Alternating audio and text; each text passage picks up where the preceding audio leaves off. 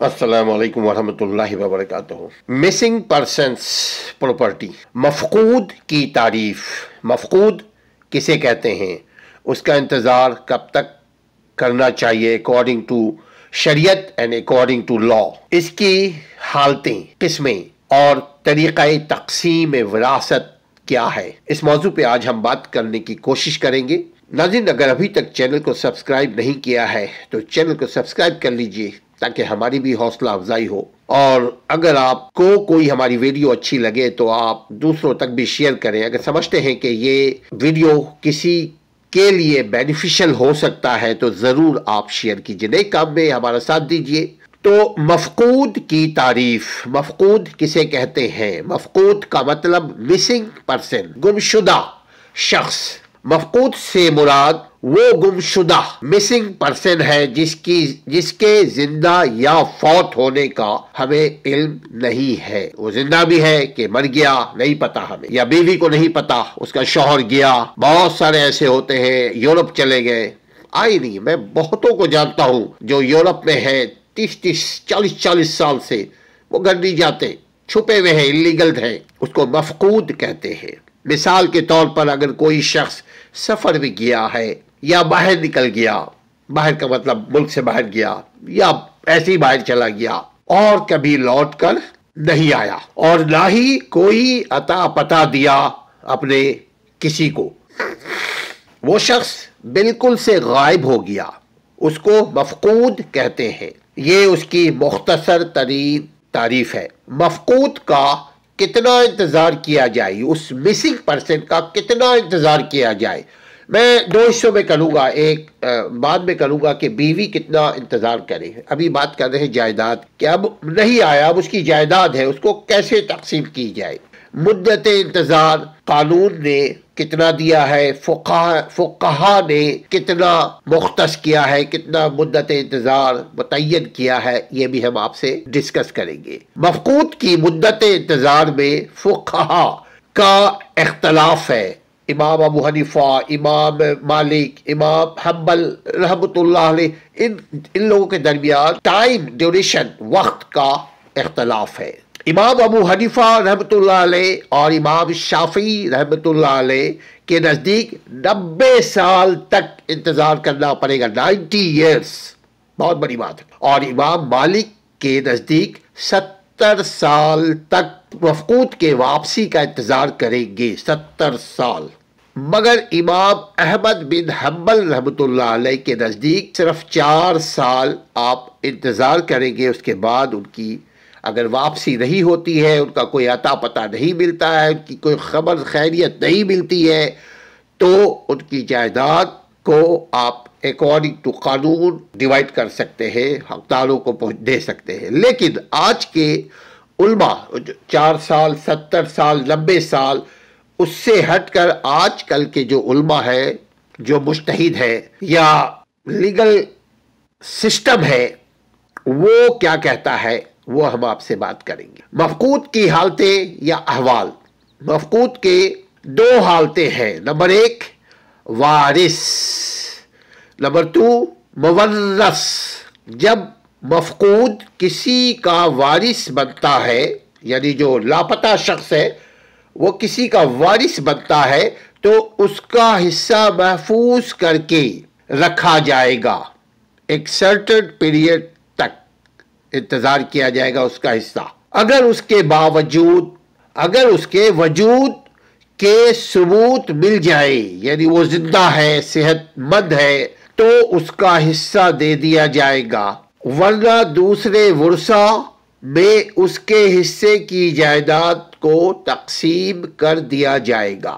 मुवर्रस, अगर मफकूद यानी missing person मुवर्रस हो और मुद्दत इंतजार के बाद कोर्ट, हाकिम, मुंसिफ उसकी मौत का फैसला कर दे, यानी डेथ सर्टिफिकेट इश्यू कर दे, तो उस वक्त मौजूद जो वुरसा है उसकी विरासत तकसीम कर, वो जो मिसिंग पर्सन है उसकी विरासत वर्सों में तकसीम कर दी जाएगी और फैसला से कबल वफात पाने वाले वर्सा महरूम करार दिए जाएंगे, यानी उनको डिक्लेयर किया जाएगा कि वो जिंदा नहीं है। अगर तकसीम विरासत के बाद मफकूद मिल जाए, अचानक ऐसा भी होता है, हम सब जानते हैं, 10 साल के बाद शौहर जी चले आए, जब तक उसकी बीवी के 4 बच्चे ऑलरेडी हो गए किसी और से। 20 साल 50 साल के बाद कोई शख्स चला आ रहा है, क्या जी हम पागल खाने में थे, अब उसकी जो जायदाद उसका क्या होगा, उसकी बीवी का क्या होगा, ये गौर तलब मैटर है। अगर तकसीम विरासत के बाद मफकूद यानी मिसिंग पर्सन मिल जाए तो वर्सा के पास उसका मौजूद माल, जो उनके जितने डिवाइड जो कर दिए गए हैं, मौजूद माल उसके हवाले कर दिया जाएगा और जो माल उसके वारिसों ने खर्च कर दिया। उमूमन हमारे आपके तजुर्बे में ये बात आई है, मेरे तजुर्बे में बहुत आई है कि मफकूद जो है वो गुड्डू बंदर में पागल खाने में था, वो सही होने के बाद या कहीं कैद था और किसी को नहीं खबर, या मुल्क से बाहर चला गया, वो बहुत जमाने के बाद वो वापस आया। अब उसकी जो जायदाद है वो उनके वारिसों में तकसीम हो गई, उनके बच्चों में, उनके भाई बहनों में, उनके माँ बाप में, उनके दादा दादी में, उनके जो जो जो टाइटल है उनके जायदाद के, उनमें तकसीम हो गई। अब वो शख्स आता है कि भाई मैं तो जिंदा हूं, तो उस वक्त क्या किया जाएगा, उन लोगों को दोबारा बुला करके उनकी चीजों को बोला जाएगा कि जी आप अब नए सिरे से फिर डिवाइड किया जाएगा और वो जो मफकूद शख्स है, वो जो मिसिंग शख्स था, उसको उसका हक फिर दे दिया जाएगा। अब सवाल ये होता है, खर्च कर दिया, 10 साल के बाद आए, उसने हमें एक मकान दे दिया, मिल गया वारिस विरासत में, हमने उसको बेच दिया, हम भी मर गए, हमारे बच्चों ने रख लिया, वो भी इधर से उधर चला गया, अब क्या होगा? अब ये कहे हम नहीं दे सकते। अब अदालत के inherent power of the court, अदालत के अख्तियार में है कि अब वो क्या फैसला करे। यकीनन ज्यादातर ये होता है कि दोबारा लीगल हेयर्स को बुलाते हैं, अब बुला करके रीप्रोसीड होता है, दोबारा केस को हम चलाते हैं। तरीका तकसीम विरासत जो है, मफकूद तन्हा वारिस हो, अब इसका ये है कि अगर वो तन्हा ही अकेला है या उस और भी बहुत सारे वारिस हैं, लेकिन उसकी वजह से वो महजूब बनते हो तो तमाम माल उसके लिए रखा जाएगा। अगर वो शक में है तब तो डिवाइड नहीं किया जाएगा, लेकिन अगर शक नहीं है तो तकसीम कर दिया गया। अगर जिंदा हालत में पाया जाए तो तमाम माल का वारिस बनेगा, जो उसका जो हक है सिर्फ उतना ही, ये अदालत उसको उसका हक दिलाएगी। होता है ऐसा। अब सवाल है, ये तो जायदाद का, ये तो प्रॉपर्टीज की बात हो रही है कि अब मफकूद शख्स मर गया, खत्म हो गया, तब तो उसकी चीजें लोगों ने हजम कर लिया, ओके। लेकिन अगर वो वापस आ जाए तो क्या होगा? दोबारा बुलाया जाएगा इन लीगल हेयर्स को, कानूनी वारिसीन को, और दोबारा प्रोसीड करने के बाद केस चलेगा और चलने के बाद उनका जो हक है मफकूद का, उसके हवाले कर दिया जाएगा। और अगर नहीं है तो फिर अदालत के सवाबदीद के ऊपर है कि वो क्या करती है। बसा औकात हम कुर्क भी करवाते हैं, फिर वो एक लॉन्ग प्रोसीजर है। अच्छा, अब असल में है बीवी का जो मेन चीज है, जायदाद, पैसा कौड़ी, धन दौलत, ये तो चीजें यकीनन वसूल कर लेते हैं।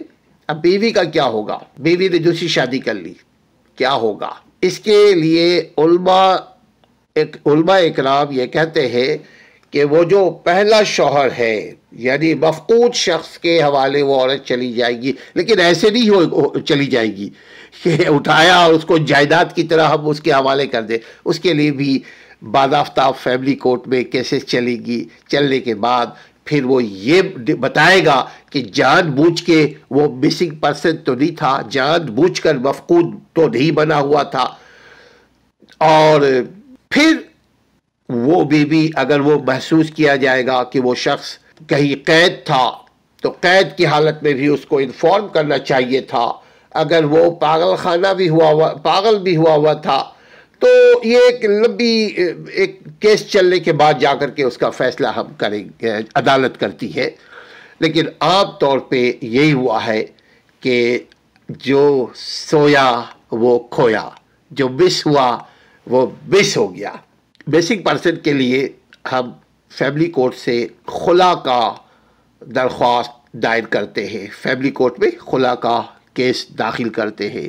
गार्डियनशिप के लिए वो भी हम फैमिली कोर्ट में दाखिल करते हैं केस के चूँकि शनाख्ती कार्ड वगैरह बनाना होता है। हम दोबारा फिर डिस्ट्रिक्ट जज के पास जाते हैं उस सिलसिले में कि जी शख्स मिसिंग है, अब नहीं आएगा, मर चुका है, ख़त्म हो चुका है, ज़माना गुजर गया, नहीं लापता है, तो हमें आप सक्सेशन सर्टिफिकेट दे दे। ये वारिस लोग हैं, इनके चीज़ें इनके हवाले कर दी जाए। बेबी के लिए तलाक खुला थ्रू कोर्ट हम ले लेते हैं। लेने के बाद फिर पंचायत कमेटी में उसको दाखिल कर देते हैं। फिर उसका 60 दिन अलग एक प्रोसेस है। फिर वो पूरे कानूनी तकाजे को पूरा करने के बाद फिर वो बीवी दूसरी शादी करती है। अब अगर वो मिसिंग पर्सन दोबारा आ जाता है तो जो सोया वो खोया, जो मिस हुआ वो मिस हुआ। अपने घर वालों का ख्याल रखिए, अल्लाह न करे ऐसी सूरत किसी के साथ हो। लेकिन माशरे में रंग बिरंग तमाशे होते रहते हैं। अल्लाह ताला आपकी और हमारी हिफाजत फरमाए। अभी तक अगर आपने चैनल को सब्सक्राइब नहीं किया तो सब्सक्राइब कर लीजिए। अगर कोई अश्काल रह गया, कोई सवाल है आपके जहन में, आप सवाल कीजिए, हम इंशाअल्लाह ताला जवाब देने की कोशिश करेंगे कानून और दीनी कानून की रोशनी में। रियासती कानून और दीनी कानून की रोशनी में आपको आपके सवाल का जवाब मिलेगा। हमारे वेबसाइट को भी विजिट कीजिए, legal rights www legal activist. अपने घर वालों का ख्याल रखिए। अल्लाह ताला आपको हर किस्म की प्रॉब्लम से बचा कर रखे। अस्सलामु अलैकुम वरहमतुल्लाहि व बरकातहू।